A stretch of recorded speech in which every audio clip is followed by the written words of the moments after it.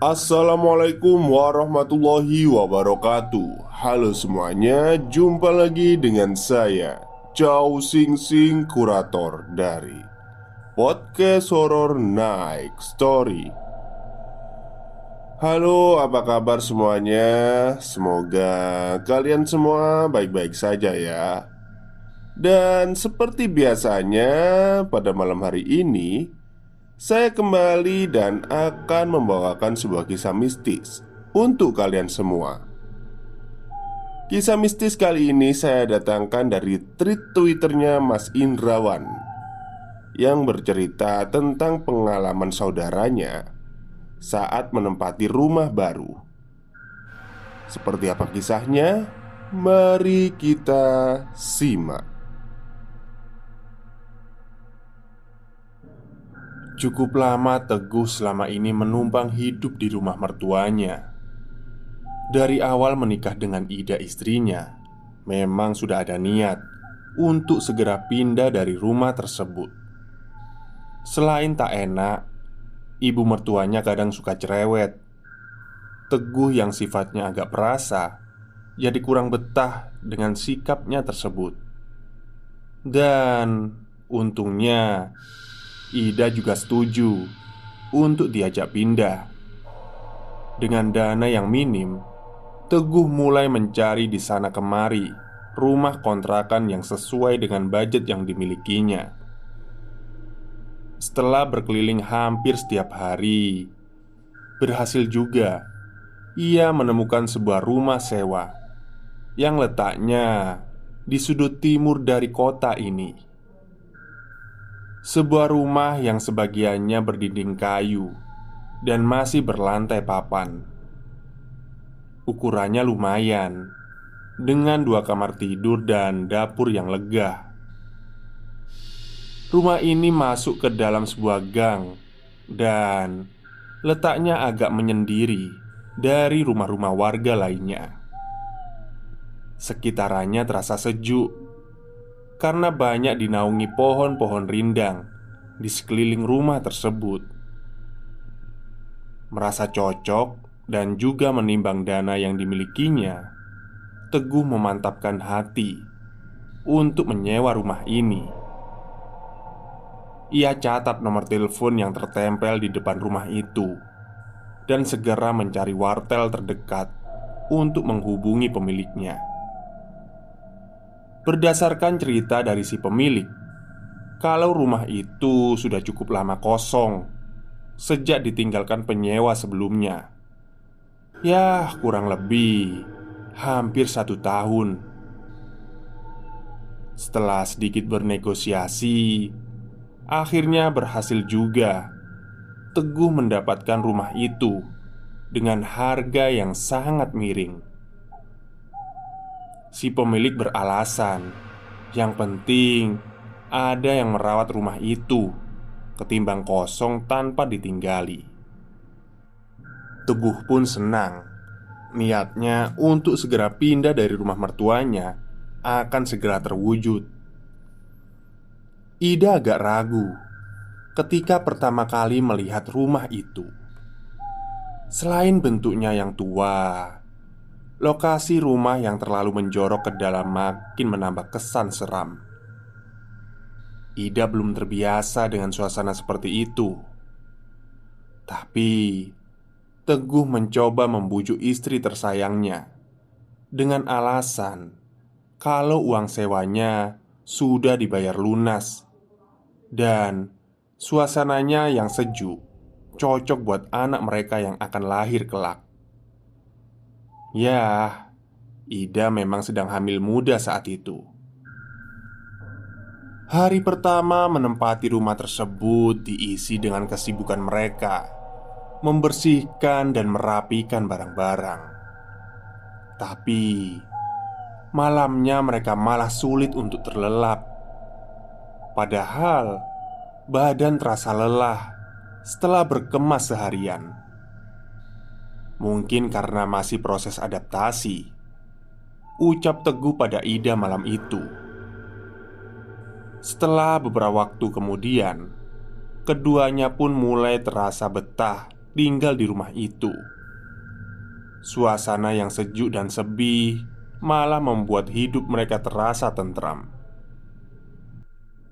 Tapi siapa sangka suasana tentram tersebut ternyata hanyalah awal dari kejadian-kejadian mistis yang akan mereka alami nantinya. Malam itu, Teguh belum pulang juga. Seperti biasa, Ida menunggu sambil asyik nonton sinetron di TV. Dek dek dek. Assalamualaikum. Terdengar suara seseorang di pintu depan. Pasti Teguh, pikir Ida. Buru-buru ia beranjak keluar dan membuka pintu. Waalaikumsalam. Ida terdiam. Salamnya terputus. Di luar kosong, tidak ada orang. Siapa ya tadi? Batin Ida. Ia memeriksa sekali lagi, tapi tetap saja tidak ada siapapun di sana. Padahal suara gedoran dan salam seseorang terdengar sangat jelas tadi. Ia merasa tak salah dengar. Dengan rambut di tengkuk yang mulai merinding, buru-buru ia masuk ke dalam. Di suatu malam, ketika Teguh sedang menonton TV sendirian, terdengar suara dari arah depan. Suara seperti sesuatu ditarik-tarik dengan keras. Merasa terganggu, ia pun pergi untuk memeriksanya. Mungkin ada tikus atau kucing. Begitu ia tiba di ruang tamu, ternyata dugaannya salah. Tak ada siapapun di situ. Tapi ia dengan jelas melihat kalau gorden yang ada di jendela rumah itu bergerak-gerak sendiri, seperti ada yang memainkan. Gorden itu berkibar-kibar, seolah-olah ditarik-tarik dengan paksa. Sadar yang dilihatnya ini merupakan sesuatu keganjilan, tanpa babi bu lagi, dengan cepat Teguh berlari masuk ke kamarnya saat itu juga. Sebenarnya lumayan banyak teror mistis yang mereka alami selama di rumah itu. Namun di sini akan aku sebutkan beberapa saja yang terbilang cukup menyeramkan. Sewaktu pulang malam dari kerjanya, ketika melintasi pohon nangka di depan rumah, kuping Teguh dihembus oleh nafas seseorang. Terasa hangat di telinganya. Dan efeknya, buru-buru ia langsung menggedor-gedor pintu karena ketakutan. Pernah juga di malam yang lainnya, Teguh terganggu dengan suara yang terdengar dari ruang tengah. Suara tombol power TV yang ia hidupkan lalu dimatikan secara berulang. Teguh pikir Ida sedang menonton dan iseng. Tapi istrinya itu sedang terbaring di samping sekarang. Khawatir akan maling, tapi dengan rasa was-was, ia memberanikan diri untuk memeriksa ruangan tersebut. Dan kosong. Tidak ada siapapun di situ. TV juga dalam keadaan mati. Teguh melongo dan bingung. Di suatu siang, saat itu Ida sedang asyik di dapur. Teguh pulang dari kerjanya. "Loh mas, kok udah balik?"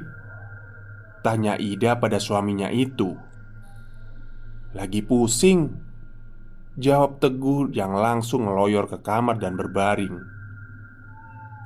Jarang sekali Teguh mengeluh sakit, apalagi sampai izin pulang. Buru-buru Ida memeriksa kondisi suaminya itu. Saat disentuh keningnya, terasa dingin. Teguh memejamkan matanya dan tidur memiringkan badan. Ida pun membiarkan Teguh beristirahat sampai menjelang sore. Tapi ternyata Teguh nggak bangun-bangun. Ida mulai khawatir kalau suaminya itu benar-benar sakit. Adzan maghrib baru saja terdengar ketika Teguh muncul dari ambang pintu. "Hah, kamu dari mana, Mas?" Kaget Ida. "Katanya lagi sakit." "Hah? Sakit? Aku dari kerja kok," jawab Teguh. Heran juga dia, Ida bertanya seperti itu. "Tadi siang kamu pulang kan? Barusan aku lihat kamu di kamar masih tidur," kata Ida. "Ah, ngada-ngada kau. Aku baru balik kerja ini," jawab Teguh belum mengerti. Mulai bingung, Ida melihat kembali ke dalam kamarnya dan tidak ada seorang pun di sana. Jadi, yang balik tadi siang siapa ya? Setelah beberapa bulan tinggal di situ, mulai timbul rasa tak betah di hati mereka. Keanehan dan kejadian mistis itu sejujurnya membuat mereka tertekan. Apalagi bagi Ida yang sedang hamil. Ia khawatir akan kondisi jabang bayi di dalam perutnya kalau selalu ketakutan setiap hari. Sebenarnya Teguh pun merasakan hal yang sama. Belakangan ia malah sering bermimpi buruk. Mimpi buruk berkaitan dengan rumah itu. Di mimpinya, Teguh sedang berada persis di dalam rumah itu. Tiba-tiba muncul air pasang besar yang menghancurkan rumah dan menyeret Teguh sekuat-kuatnya. Mimpi itu selalu terulang hampir setiap malam. Tapi pola bencananya terkadang berubah. Kadang angin ribut, atau kadang kebakaran mengerikan yang menghanguskan seluruh isi rumah. Mimpi-mimpi itu terasa begitu nyata dan membuat Teguh cukup merasa ketakutan. Ida menyarankan untuk sementara kembali dulu ke rumah orang tuanya. Tapi Teguh masih merasa belum siap. Lebih tepatnya malu untuk balik ke rumah mertuanya, walaupun sifatnya hanya sementara. Akhirnya Teguh memutuskan untuk bertahan saja dulu sambil mengumpulkan uang untuk mencari kontrakan yang lain. Selang beberapa waktu kemudian, gangguan di dalam rumah itu memang berkurang. Kalaupun ada, biasanya hanya suara ketukan pelan di depan pintu ketika malam. Tapi mereka memutuskan untuk mengacuhkannya saja. Dan Teguh pun berusaha untuk tak pulang terlalu malam demi menjaga Ida, istrinya. Semuanya terasa akan baik-baik saja hingga di suatu malam itu, adzan subuh terdengar dari masjid terdekat. Teguh dan Ida sudah terbangun dan bersiap-siap untuk mengerjakan sholat. Memang, sejak sering diteror, mereka jadi lebih rajin untuk beribadah. Teguh sudah siap-siap memakai peci dan sarung hitam.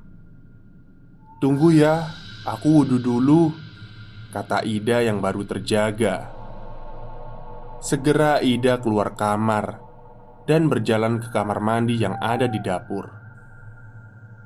Dapur itu remang, hanya disinari oleh bohlam 5 watt yang berwarna kuning bagai pencahayaan. Saat memasukinya, Ida tertegun. Ia menghentikan langkahnya. Di depan WC ada sosok yang sedang berdiri di situ. Sosok Teguh, suaminya, masih memakai peci dan sarung hitam, persis seperti yang ia lihat di kamar tidur. Tapi Teguh yang ini hanya berdiam diri dengan posisi membelakangi Ida. Tentu saja Ida mulai khawatir kejadian sama terulang kembali. Ada sosok lain yang meniru suaminya. Dengan penuh rasa bimbang, ia memanggil sosok yang ada di depannya itu, berharap kalau yang ini adalah suaminya yang asli. "Mas." Dan perlahan sosok itu memutar tubuhnya menghadap ke arah Ida.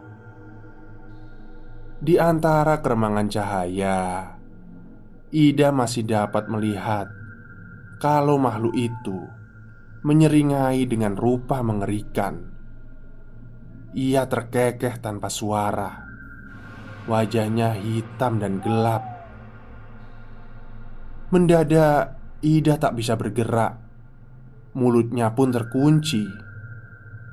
Ia ketakutan setengah mati. Sosok itu berjalan ke arah Ida dengan masih memakai peci dan sarung hitamnya. Makin ia melangkah, makin tinggi bentuk fisik makhluk hitam itu. Ida mulai menangis, menatap kengerian yang ada di depannya. Dan ketika makhluk itu berjalan, Ida sempat melihat ke arah kaki sosok tersebut. Sosok tinggi besar itu berjalan dengan kaki menjinjit. Sebelum makhluk itu mendekat, untungnya Ida sudah dapat menguasai dirinya lagi. Ia pun menjerit sekeras-kerasnya dan berlari dari kamar mandi. Esok paginya, mereka memutuskan untuk segera angkat kaki dari rumah tersebut. Ida sudah tidak tahan lagi. Sepanjang pagi itu, ia menangis tanpa henti. Beberapa orang tetangga datang untuk membantu mereka.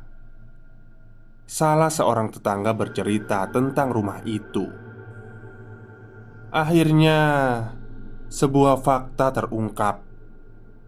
Ternyata penyewa sebelumnya sempat menjadikan rumah ini sebagai tempat praktek ilmu kebal. Biasanya, rumah tersebut ramai di hari-hari tertentu saja. Kebanyakan yang datang adalah orang-orang yang mencari kekuatan untuk tahan dari bacokan senjata tajam. Kebetulan pada sekitaran tahun tersebut sedang marak perselisihan antara etnis di kota kami. Tetangga yang bercerita itu sempat melihat saat praktek berlangsung, memang tak jauh dari membakar kemenyan dan merapal bacaan-bacaan yang entah apa artinya. Demi mendengar kisah tersebut, makin meyakinkan Teguh dan Ida untuk segera hengkang dari rumah angker itu. Akhirnya, pindahlah pasangan tersebut, meninggalkan rumah itu yang hanya sempat mereka tempati selama hampir 7 bulan saja. Setelah sekian lama ternyata Teguh tak dapat melupakan rumah itu. Sampai saat ini pun, di usianya yang mulai menua, mimpi-mimpi buruk yang sama ketika ia tinggal di sana kadangkala selalu terulang. Ia seperti dipaksa untuk mengingat rumah itu sampai detik ini. Ia masih ingat bentuk bangunannya, bentuk kamarnya, dan bentuk dapurnya. Walaupun kini rumah itu sudah tidak ada lagi. Menurut cerita yang aku dengar, Teguh dan Ida adalah orang terakhir yang menempati rumah itu. Si pemilik rumah sempat akan menjual rumah tersebut, tapi sayangnya tak ada satupun yang berminat untuk membelinya. Kosong sekian tahun tanpa dirawat, akhirnya rumah itu roboh dimakan usia. Yang sekarang aku lihat, area di sekitar rumah itu kini sudah jadi kompleks perumahan. Suasananya memang sudah berubah sekarang. Dan tak seorang pun yang peduli kini tentang misteri yang pernah dulu terjadi. Sekian cerita dari aku malam ini. Buat yang pantengin dari awal, aku ucapkan terima kasih untuk atensinya. Sampai jumpa lagi di treat aku berikutnya. Selamat malam. Oke, itulah akhir kisah dari tweet Twitternya Mas Indrawan. Yang mau follow Twitternya silahkan, ada di deskripsi di bawah. Dan memang ya, rumah yang pernah ditempati dan pernah dibuat praktek ilmu hitam itu pasti akan mempunyai efek tertentu. Entah itu pesugihan, entah itu ya ilmu kebal, ngepet atau apalah, pasti ada efeknya terhadap rumah itu. Dan pasti ada setannya. Oke, mungkin itu saja cerita dari saya pada malam hari ini. Kurang lebihnya saya mohon maaf. Wassalamualaikum warahmatullahi wabarakatuh.